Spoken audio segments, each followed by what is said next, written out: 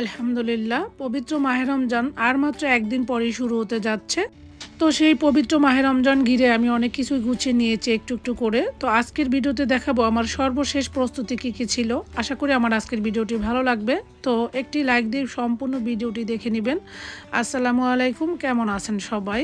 তো এখানেই দেখতে পাচ্ছেন আমি অনেকগুলো বাজার করে নিয়ে আসছি, মানে ফ্রুট আইটেম। এমনিতে তো অনেক বাজার করেছি, সব কিছুই আপনাদের মাঝে ওইভাবে আমি শেয়ার করিনি। মানে আমি একটু অলস, আমি অত কাজ একসাথে করতে পারি না। তো আমার জীবনে আমি এই প্রবাস জীবনে অনেক বেশি কাজ করি, সেটাই আপনাদের সাথে একটু একটু শেয়ার করছি। তো আমি যেটা বলতেছিলাম যে আমি ইউটিউবে না আসলে হয়তো বা আমি এত কাজ কখনোই করতে পারতাম না। আমি ছোটোবেলা থেকেই শুধু ঘর গোছানোর কাজটাই আমি করতাম। তো এখন তো আমার একা হাতে সব কিছু করতে হয়।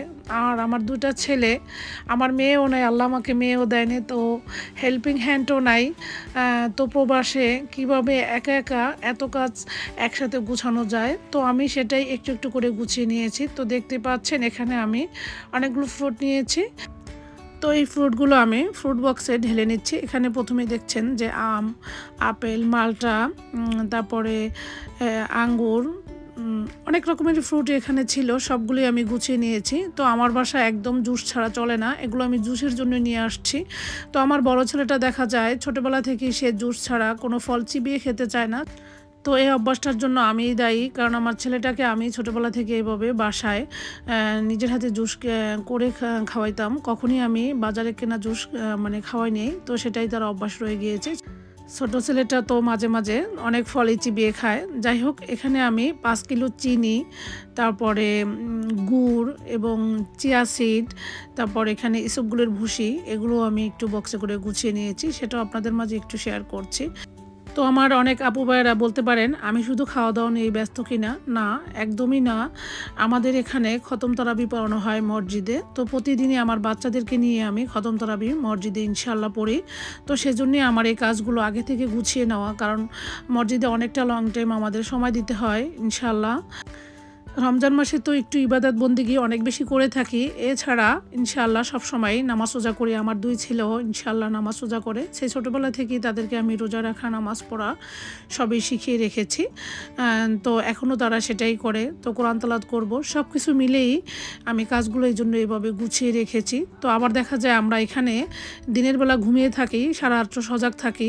তো দিনের বেলা কাজ করার সময় হবে না, তাই আমি এখানে সব কাজগুলো একটু একটু গুছিয়ে নিয়েছি। আপনারা দেখে হয়তো বুঝতে পেরেছেন। এখানে আমি সালাদের জন্য শসা, কাঁচামরিচ, টমেটো এগুলো কেটে রেখে দিচ্ছি। এগুলো দেখা যায় কেটে রাখলে ফ্রিজে 2-3 দিন ভালো থাকবে, কোনো রকমের সমস্যা হবে না। তো এইভাবে আমি কাজগুলো গুছিয়ে নিচ্ছি। আমি তো আগেই বলেছি আমার যেহেতু সাহায্যকারী হিসেবে কেউ নেই, তো সেখানে আমার একা হাতেই তো সব কাজগুলো করতে হবে। তো এই তো আমি শসা, তারপরে টমেটো কেটে একটি বক্সে রেখে দিয়েছি। এখন আবার পেঁয়াজ, কাঁচামরিচ সেটাও কেটে রাখবো। এর ফাঁকে কিন্তু আমি ধনিয়া পাতাও গুছিয়ে একটি বক্সে রেখে দিয়েছি। ধনিয়া পাতার মধ্যে যেই ময়লাগুলো ছিল সেগুলো ফেলে দিয়ে ধনিয়া পাতার গায়ের সমস্ত পানিটা আমি একদম শুকিয়ে নিয়েছি। তো শুকিয়ে একটি বক্সে রেখে দিয়েছি। টিস্যু দেওয়া লাগবে না, এভাবেই রেখে দিলে 1 সপ্তাহ 10 দিন আমার ধনিয়া পাতা একটাও নষ্ট হয় না। তো এরপরে আমি কাঁচামরিচ, পেঁয়াজ কেটে একটি বক্সে রেখে দিয়েছি। তো এখানে আমি বাকি খেয়ার বলে এখানে শশাগুলো টিস্যু দিয়ে একদম ভালোভাবে ধুয়ে নিয়েছি এবং টিস্যু দিয়ে একদম মুছে আমি পলিথিনে পেঁচিয়ে রেখে দিব। এগুলো আমার 4-5 দিন চলে যাবে। তো টমেটো রেখেছি এবং আমি কিছু সবজি কেটেও রেখেছি। সব কিছু মিলিয়ে কিন্তু আজকের ভিডিওটি, আর এটাই ছিল আমার রমজানের প্রস্তুতি উপলক্ষে শেষ ভিডিও। তো ইনশাল্লাহ রমজান মাসে হয়তো বা আমি প্রতিদিন ভিডিও আপলোড করতে পারবো না, তারপরেও ইনশাল্লাহ আপনাদের মাঝে আমি কম বেশি ভিডিও আপলোড করব।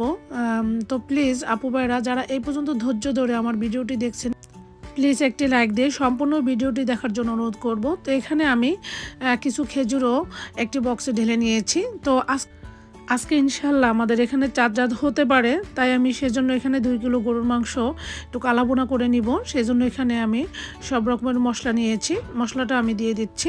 তো এখানে আমি মশলার পরিমাণটা ওইভাবে বলে আপনাদের সাথে শেয়ার করব না, যেহেতু আমি রান্নার ভিডিও মানে রেসিপি শেয়ার করছি না। তো ইনশাল্লাহ আমি নেক্সট এই কালাবোনার রেসিপিটি আপনাদের মাঝে শেয়ার করব। তো এখানে আমি পর্যায়ক্রমে সব মশলাগুলো দিয়ে দিচ্ছি।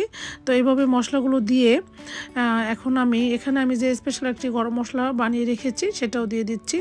তো আমি একটা কথা বলছি যে কালাভুনা করার জন্য রাঁধুনি মশলাটা কিন্তু খুবই গুরুত্বপূর্ণ একটি মশলা। এটা ছাড়া কালাভুনা কল্পনাই করা যায় না। তো রাঁধুনি মশলা যদি না থাকে সেটা অবশ্যই অ্যাড করতে হবে। এই গুঁড়ো মশলাটার মধ্যে আমার এখানে জয়ফল, জয়ত্রী মানে সব রকমের মশলা দিয়ে এটা আমি করে রেখেছি। তো রেসিপিটি ইনশাল্লাহ আমি সেটাও শেয়ার করব। যাই হোক, এরপরে আমি স্বাদমতো লবণ এবং পেঁয়াজের বেরেস্তা, কাঁচা পেঁয়াজ সব কিছু দিয়ে এখন আমি খুব ভালোভাবে মাখিয়ে নিচ্ছি। তো মাংসগুলো এইভাবে মাখিয়ে নিব এবং 1 ঘন্টা এইভাবে রেখে দিব। এরপরে কিন্তু আমি এখানে আরেকটা ইনগ্রিডিয়েন্টস ব্যবহার করব, সেটা হচ্ছে টক দই। তো সেটাও আমি 1 ঘন্টা পরে ব্যবহার করব। তো এই তো আমি মাংসটা ম্যারিনেট করে ঢাকনা দিয়ে ঢেকে 2 ঘন্টার জন্য রেখে দিয়েছি। তো এখানে আমি বেশ কিছু সবজিও কেটে নিয়েছি, পেঁয়াজ, রসুন, মানে বিভিন্ন কাজে কাজে আমার লাগবে সেটাই আমি করে রেখেছি। কিছু রসুন ছিলে রেখেছি, পেঁয়াজ কুচি করেছি, কিছু পেঁয়াজ একটু বড় টুকরো করে রেখেছি, রসুন, তারপরে এখানে ছোট ছোট করে কিছু আলু কেটে রেখেছি, তারপরে পুদিনা পাতা, কাঁচামরিচ, তারপরে ওখানে ছিল 2 পদের সবজি। সব কিছু মিলিয়ে আমি একটু ভালোভাবে ক্লিন করে ধুয়ে এভাবে বক্সে করে রেখে দিচ্ছি। আর এখানে আমার বড় ছেলে আমাকে একটু হেল্প করেছে, যেটা হচ্ছে মালটার জুস তৈরি করে রাখছে। তো আমি এখানে একদিনের জন্যই কিছু মালটার জুস এভাবে রেখে কোনো রকম পানি দিয়ে নেই, একটু বিট লবণ আর চিনি দিয়ে একটি মানে জুসের বোতলে ভরে রেখে দিয়েছি। তো এরপরে এখানে আমি বিট লবণ করছি। তো যে কোনো জুস, সালাদ, অনেক কিছুতেই বিট লবণটা একদম প্রয়োজন। আর সেজন্য আমি বিট লবণটা তৈরি করে রাখছি, বাজার থেকে কিনে না এনে। তো প্রথমে এখানে আমি হাফ কাপ লবণ হালকা মিডিয়াম আছে 3-4 মিনিটের মতো টেলে নিয়েছি। এরপর আমি শুকনা মরিচ এবং গোলমরিচ দিয়ে আরও 3-4 মিনিট টেলে একদম ঠান্ডা করে নিয়েছি। এরপর আমি ব্যালেন্ড করে নিচ্ছি। তো এখানে আমি কিছু ভাজা জিরার গুঁড়া দিয়ে দিচ্ছি। আপনারা চাইলে ওই যেটা টেলে নেওয়ার মধ্যেও জিরাটা দিতে পারেন। তো আমি দেইনি, এই জন্যই লবণ টেলে নেওয়ার সময় জিরাটা দিলে বা ধনিয়া গুঁড়া দিলে ওইটা লবণটা টালতে টালতে একদম পুড়ে যাবে, তখন মানে তিতা হয়ে যাবে। এই জন্য আমি লাস্টে ব্যবহার করছি। তো আমি ধনিয়া গুঁড়া ব্যবহার করিনি, আপনারা চাইলে করতে পারেন। এই তো আমি সহজে কিন্তু বিট লবণটা তৈরি করেছি। তো এগুলো আমার বাচ্চাদেরই বেশি পছন্দের জিনিস। এখানে আমি গার্লিক সস বানিয়ে নিয়েছি। তো আমি কিছু গার্লিক সস বানিয়ে 2টি বক্সে ভরে রেখে দিয়েছি।